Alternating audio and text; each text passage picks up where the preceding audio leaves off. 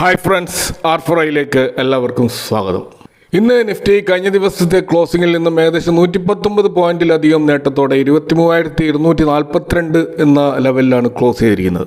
ഏകദേശം 0.5% മുകളിൽ. ഇന്ന് നിഫ്റ്റി കഴിഞ്ഞ ദിവസത്തെ ക്ലോസിംഗിൽ നിന്നും ഏകദേശം 119 പോയിന്റിലധികം നേട്ടത്തോടെ 23,242 എന്ന ലെവലാണ് ക്ലോസ് ചെയ്തിരിക്കുന്നത്. അതായത് 23,200 എന്നുള്ള ആ ഒരു നിർണായകമായ റെസിസ്റ്റൻസ് ലെവല് നിഫ്റ്റി മറികടന്നിട്ടുണ്ട്. ഗ്ലോബൽ മാർക്കറ്റിൽ ഇന്നലെ ഉണ്ടായിട്ടുള്ള മിക്സഡ് ആയിട്ടുള്ള സൂചനകൾക്കിടയിലും നിഫ്റ്റി ഇന്ന് 23,259 എന്നുള്ള ലെവലിൽ ഒരു 136 പോയിന്റിന്റെ ഒരു ഗ്യാപ്പ് അപ്പ് ഓപ്പണിംഗ് ആണ് നടത്തിയത്. ഒരു പോസിറ്റീവ് നോട്ടിലായിരുന്നു ട്രേഡിംഗ് ആരംഭിച്ചത്. എന്നാൽ ഇന്ന് നമുക്കറിയാം എക്സ്പയറി ഡേ ആണ്. അതുകൊണ്ട് തന്നെ ഉയർന്ന ലെവലുകളിൽ എത്തിയപ്പോൾ ശക്തമായ റെസിസ്റ്റൻസ് നിഫ്റ്റി നേരിടേണ്ടി വന്നു. ഓപ്ഷൻ റേറ്റേഴ്സ്, പ്രത്യേകിച്ച് കോൾ റേറ്റേഴ്സിന്റെ സമ്മർദ്ദം അതിശക്തമാവുകയും താഴോട്ടേക്ക് പോവുകയും ചെയ്തു. അപ്പോൾ 23,000 ലെവലിൽ ശക്തമായിട്ട് നിലയുറപ്പിച്ച പുട്ട് ഓപ്പൺ ഇൻട്രസ്റ്റ് മാർക്കറ്റ് 23,104 വരെ താഴോട്ടേക്ക് പോയ സമയത്ത് ആ ലെവലുകൾ തകർക്കാൻ സമ്മതിക്കാതെ താങ്ങി നിർത്തായിട്ട് കാണാം. ഏതായാലും ഫൈനലായിട്ട് നമ്മൾ കാണുന്നത് വളരെ ശക്തമായ ഒരു പ്രതിരോധം നിഫ്റ്റി ഇന്ന് മാർക്കറ്റിൽ കാണിച്ചു എന്നുള്ളതാണ്. മാർക്കറ്റിൻ്റെ മൊത്തത്തിലുള്ള ആ ഒരു ബ്രെഡ്ത്ത് നമ്മൾ നോക്കുകയാണെങ്കിൽ വളരെയധികം ഇമ്പ്രൂവ് ആയിട്ടുണ്ട്. 63% സ്റ്റോക്കുകൾ അഡ്വാൻസ് ചെയ്തപ്പോൾ 31% സ്റ്റോക്കുകൾ മാത്രമാണ് ഡിക്ലൈൻ ചെയ്തത്. അപ്പോൾ മിഡ് ക്യാപ്പിലും സ്മോൾ ക്യാപ്പിലും മൈക്രോ ക്യാപ്പിലും ഒക്കെ നല്ല റിക്കവറിയാണ് ഇന്ന് ഉണ്ടായിട്ടുള്ളത്. അപ്പോൾ നിഫ്റ്റി ലാർജ് ക്യാപ്പിനേക്കാൾ നല്ല റിക്കവറി നടന്നിട്ടുള്ളത് ഇത്തരത്തിലുള്ള മൈക്രോ ക്യാപ്പ്, സ്മോൾ ക്യാപ്പ് ഇൻഡെക്സുകളിലൊക്കെയാണ്. സെക്ടർ ഇൻഡെക്സുകൾ നമ്മൾ നോക്കുകയാണെങ്കിൽ നിഫ്റ്റി ബാങ്കിങ്ങും ഫിനാൻഷ്യൽ സർവീസസുമാണ് യഥാർത്ഥത്തിൽ ഇന്ന് മാർക്കറ്റിനെ ഒരു റിക്കവറിക്ക് സഹായിച്ചിട്ടുള്ളത്. പ്രധാനമായിട്ട് PSU ബാങ്ക് ഇൻഡെക്സ് 3% ഒരു മുന്നേറ്റം നടത്തുകയുണ്ടായി. കൂടാതെ റിയൽറ്റി അതുപോലെ കെമിക്കൽ സെഗ്മെന്റിലൊക്കെ നല്ല റിക്കവറി നമുക്ക് കാണാൻ കഴിഞ്ഞു. അപ്പോൾ ഇറാനും ഇസ്രായേലും തമ്മിലുള്ള സംഘർഷങ്ങൾ കുറക്കാൻ ധാരണയായതും അതുപോലെ തന്നെ ക്രൂഡ് ഓയിലിന്റെ വില ബാരലിന് $92 താഴ്ന്നതും മാർക്കറ്റിൽ വലിയ ആശ്വാസകരമായ കാര്യമായിരുന്നു.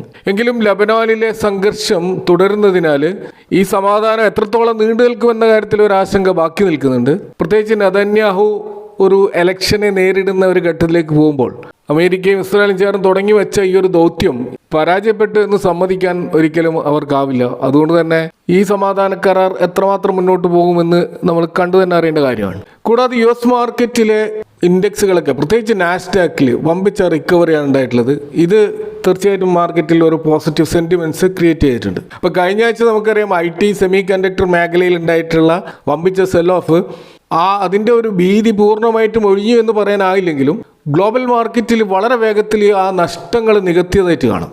ഇന്ന് ഏഷ്യൻ മാർക്കറ്റിൽ ജപ്പാൻ, സൗത്ത് കൊറിയ, തായ്വാൻ രാജ്യങ്ങളിലെ ഇൻഡെക്സുകളൊക്കെ ശക്തമായ തിരിച്ചുവരവ് നടത്തിയിട്ടുണ്ട്. ഇതുകൂടാതെ മറ്റൊരു പോസിറ്റീവായിട്ടുള്ള ഒരു വാർത്ത നമ്മൾ US നിന്ന് വരുന്നത് H1B വിസ ഫീസ് സംബന്ധിച്ച കോടതി വിധി അത് ഇന്ത്യൻ IT കമ്പനികൾക്ക് അനുകൂലമായിട്ടുള്ള ഒരു വാർത്തയായിട്ടാണ് നമുക്ക് കാണാൻ കഴിയുക. കഴിഞ്ഞ സെപ്റ്റംബറിലാണ് ട്രംപ് അഡ്മിനിസ്ട്രേഷൻ പുതിയ H1B വിസകൾക്ക് $100,000 എന്ന വൻ എമൗണ്ട് ഫീസായിട്ട് ഏർപ്പെടുത്തിക്കൊണ്ട് ഉത്തരവിറക്കിയത്. അപ്പോൾ ഈ ഒരു കടുത്ത നിയമമാണ് ബോസ്റ്റണിലെ US ഡിസ്ട്രിക്ട് ജഡ്ജി ഇപ്പോൾ റദ്ദാക്കിയിരിക്കുന്നത്. അപ്പോൾ ഈ ട്രംപിൻ്റെ ഈ ഉത്തരവിന് മുമ്പ് H1B വിസ അപേക്ഷയ്ക്ക് കമ്പനികൾ ചെലവാക്കിയിരുന്നത് $2,000 മുതൽ $5,000 വരെ മാത്രമായിരുന്നു. ഇതാണ് ഒറ്റയടിക്ക് $100,000 ആക്കിയിട്ട് ട്രംപ് ഉയർത്തിയത്. ഇത് ഇന്ത്യൻ കമ്പനികളെ സംബന്ധിച്ചിടത്തോളം താങ്ങാനാവാത്ത ഒരു ബാധ്യതയായിരുന്നു സൃഷ്ടിച്ചത്.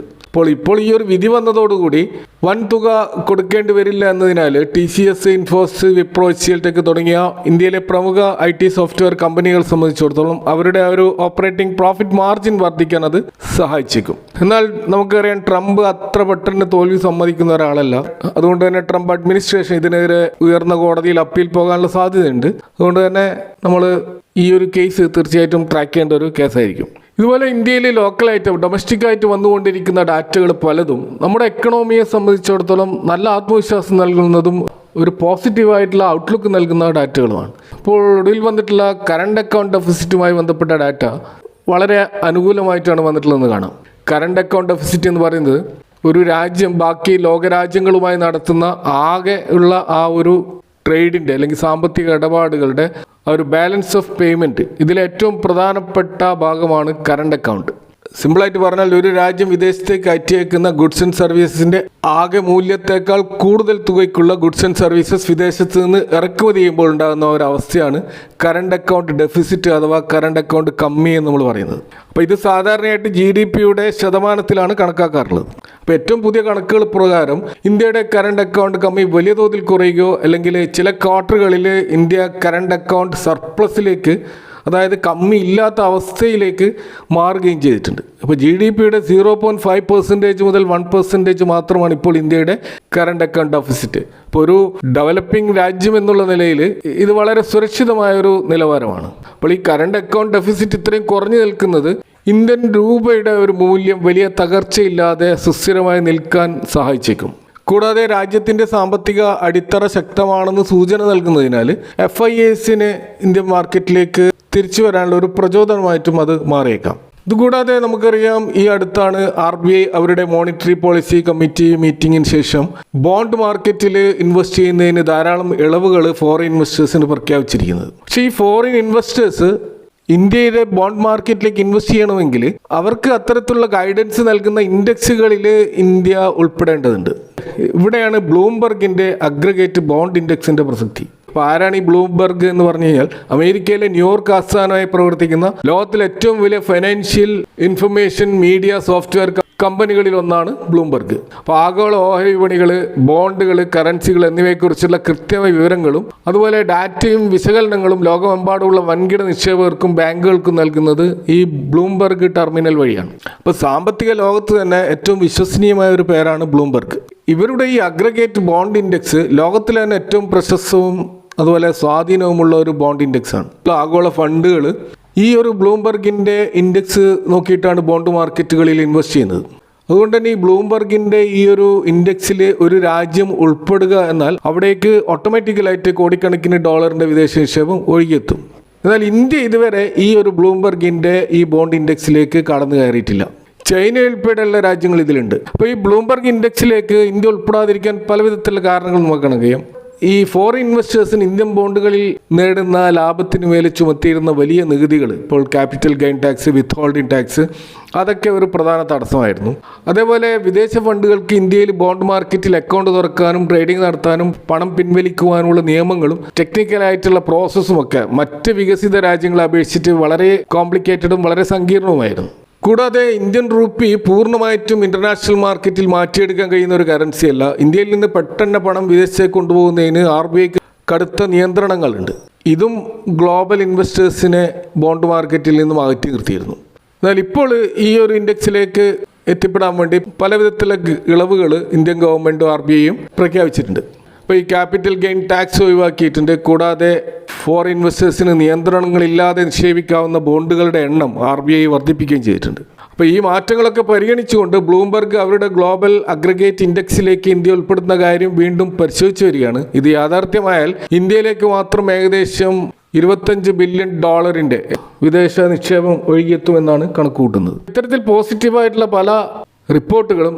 അപ്പോൾ ഇന്ത്യൻ സ്റ്റോക്ക് മാർക്കറ്റിനെ സംബന്ധിച്ചിടത്തോളം ഇന്ത്യൻ ഗ്രോത്ത് സ്റ്റോറി ഇപ്പോഴും വളരെ സ്ട്രോങ് ആണ് എന്ന് തന്നെയാണ് നമുക്ക് പറയാൻ കഴിയുന്നത്. അപ്പോൾ അതുകൊണ്ട് തന്നെ ഓരോ കറക്ഷനിലും ഓരോ വലിയ ഇടിവിലും നല്ല സ്റ്റോക്കുകൾ അക്യുമുലേറ്റ് ചെയ്യുക എന്നുള്ളതാണ് നിക്ഷേപകരുടെ മുമ്പിലുള്ള ഏറ്റവും നല്ല അവസരമായിട്ട് ഇപ്പോൾ കാണുന്നത്. ഇനി നമ്മൾ ഇന്ന് 200 മൂവിങ് ആവറേജിന് അവിടെ സപ്പോർട്ട് എടുക്കുകയോ അല്ലെങ്കിൽ അതിനെ ക്രോസ് ചെയ്തുകൊണ്ട് ഒരു മുന്നേറ്റത്തിന് തയ്യാറെടുക്കുന്ന ചില സ്റ്റോക്കുകളെ കാണാൻ കഴിയും. നമുക്കറിയാം, ഒരു സ്റ്റോക്ക് ലോങ് ടേമിലേക്ക് അപ് ട്രെൻഡിലാണോ അതോ ഡൗൺ ട്രെൻഡിലാണോ എന്ന് തീരുമാനിക്കുന്നതിന് നമ്മൾ ഉപയോഗിക്കുന്ന ഒരു ഇൻഡിക്കേറ്ററാണ് 200 EMA. സ്റ്റോക്ക് പ്രൈസ് ഇതിന് മുകളിലാണെങ്കിൽ കമ്പനി ശക്തമായ അപ് ട്രെൻഡിലാണെന്ന് കരുതാം. ഇപ്പോൾ മാർക്കറ്റിൽ വലിയ ഇടിവുണ്ടാകുമ്പോൾ ഈ വലിയ ഇൻസ്റ്റിറ്റ്യൂഷണൽ ഇൻവെസ്റ്റേഴ്സ് പുതിയ ഫ്രഷ് ബൈങ് നടത്താൻ കാത്തിരിക്കുന്ന ഒരു പ്രധാനപ്പെട്ട സപ്പോർട്ട് ലൈനാണ് 200 DMA.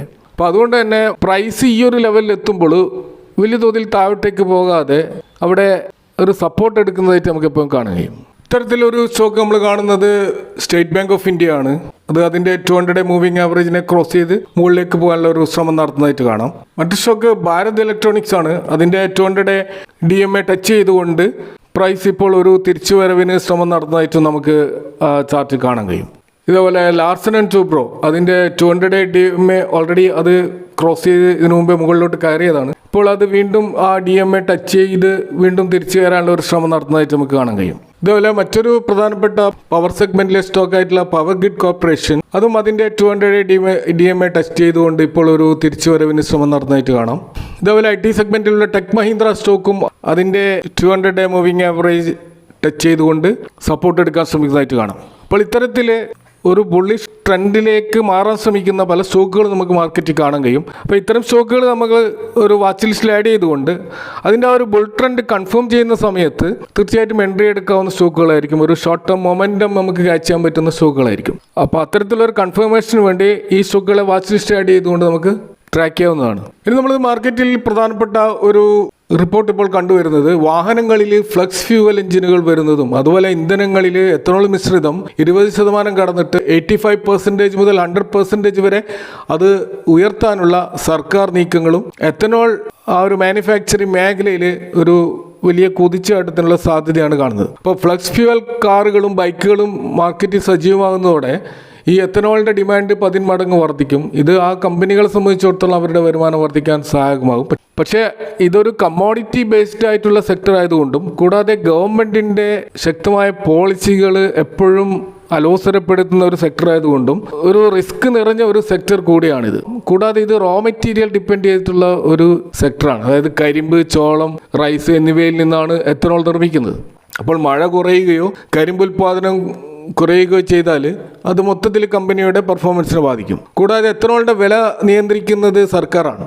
ഇപ്പോൾ ഷുഗറിൻ്റെ ഡൊമസ്റ്റിക് പ്രൈസ് നിയന്ത്രിക്കാൻ കരിമ്പ് ജ്യൂസ് നേരിട്ട് എത്തനോളാക്കി മാറ്റുന്നതിന് സർക്കാർ ചിലപ്പോൾ നിയന്ത്രണങ്ങൾ ഏർപ്പെടുത്താറുണ്ട്. അപ്പോൾ അതൊക്കെ സ്റ്റോക്ക് പ്രൈസിനെ ബാധിക്കും. കൂടാതെ ഈ പുതിയ എത്തനോൾ പ്ലാന്റുകൾ സ്ഥാപിക്കാൻ വേണ്ടിയിട്ട് കമ്പനികൾ വലിയ തോതിൽ കടമെടുക്കാറുണ്ട്. അതുകൊണ്ട് തന്നെ ഈ സ്റ്റോക്കുകളുടെ ഡെറ്റ് ടു ഇക്വിറ്റി റേഷ്യോ നമ്മൾ തീർച്ചയായിട്ടും ട്രാക്ക് ചെയ്യേണ്ട ഒരു കാര്യമാണ്. ഇതുകൂടാതെ ഇത്തരം സ്റ്റോക്കുകൾ നമ്മൾ ശ്രദ്ധിക്കേണ്ട മറ്റൊരു കാര്യം, ഷുഗർ മാത്രം വിൽക്കാത്ത എത്തനോൾ, അതുപോലെ ബയോപ്ലാസ്റ്റിക്, പവർ ജനറേഷൻ എന്നിവ ഉൽപ്പാദിപ്പിക്കുന്ന ഒരു ഇൻ്റഗ്രേറ്റഡ് കമ്പനികളായിരിക്കും റിസ്ക് കുറഞ്ഞ കമ്പനികൾ. ഇപ്പോൾ ഇവിടെ ഇത്തരത്തിൽ നമ്മൾ പ്രധാനപ്പെട്ട 4 സ്റ്റോക്കുകൾ നോക്കുകയാണെങ്കിൽ, ഒന്ന് പ്രാജ് ഇൻഡസ്ട്രീസ് ആണ്. എത്തനോൾ പ്ലാന്റുകൾ സ്ഥാപിക്കുന്നതിനുള്ള സാങ്കേതിക വിദ്യ നൽകുന്നതിൽ ഇന്ത്യയിലെ ഒരു മൊണോപ്പൊളി കമ്പനിയാണിത്. പൂർണ്ണമായും കടബാധ്യത ഇല്ലാത്തൊരു കമ്പനി കൂടിയാണ്. മികച്ച ഓർഡർ ബുക്കും ഉണ്ട്.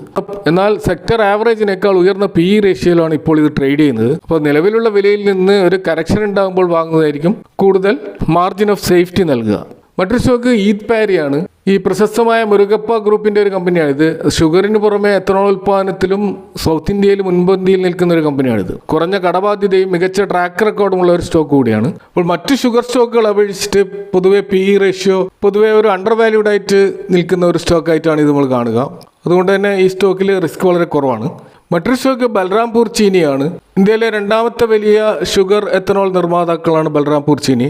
ഇവർ വലിയ തോതിലുള്ള കാപ്പക്സ് എത്തനോൾ ഉൽപ്പാദനത്തിന് വേണ്ടി ഇൻവെസ്റ്റ് ചെയ്തിട്ടുണ്ട്. സ്റ്റോക്കിന്റെ ഗ്രോത്ത് വെച്ച് നോക്കുമ്പോൾ ഇതിന്റെ വാല്യുവേഷൻ ഇപ്പോൾ ഒരു ഫെയർലി വാല്യൂഡ് ലെവലിലാണ്. എങ്കിലും ബൈ ഓൺ ഡിപ്സിന്റെ അടിസ്ഥാനത്തിൽ ഈ സ്റ്റോക്കിൽ ഇൻവെസ്റ്റ് ചെയ്യുന്നതായിരിക്കും കുറച്ചും കൂടി ബെറ്റർ ആയിട്ടുള്ള സ്ട്രാറ്റജി. മറ്റൊരു stock Triveni engineering and industries ആണ്. ഷുഗറിനും എത്തനോളിനും പുറമെ defence, water treatment, gear box നിർമ്മാണം തുടങ്ങി മറ്റ് ബിസിനസ്സുകൾ ഇവർക്കുണ്ട്. അപ്പോൾ ഒരു ഡൈവേഴ്സിഫൈഡ് ഒരു ബിസിനസ് കമ്പനിയാണിത്. അപ്പോൾ കമ്പനിയുടെ ആ ഒരു ഡൈവേഴ്സിഫിക്കേഷൻ കണക്കിലെടുക്കുമ്പോൾ ഇതിൻ്റെ PE റേഷ്യോ വളരെ മിതമായ ഒരു നിലവാരത്തിലാണ്. ഇതും ഒരു റിസ്ക് കുറഞ്ഞ ഒരു സ്റ്റോക്കായിട്ടാണ് നമുക്ക് കാണാൻ കഴിയുന്നത്. എങ്കിലും ഈ സ്റ്റോക്കുകൾ ഒരു ഭയങ്കര റെക്കമെൻഡേഷൻ അല്ല. നിങ്ങളുടേതായ റിസർച്ച് ഈ സ്റ്റോക്കുകളിൽ നടത്തേണ്ടതുണ്ട്. അപ്പോൾ ഇതൊക്കെയാണ് ഇന്നത്തെ മാർക്കറ്റുമായി ബന്ധപ്പെട്ട് നിങ്ങളുമായി ഷെയർ ചെയ്യാനുള്ളത്. ഈ വിഷയങ്ങളുമായി ബന്ധപ്പെട്ടുകൊണ്ടുള്ള നിങ്ങളുടെ അഭിപ്രായങ്ങളും കമൻറ്റുകളും അറിയിക്കുക. Thanks for watching. See you next time with another video.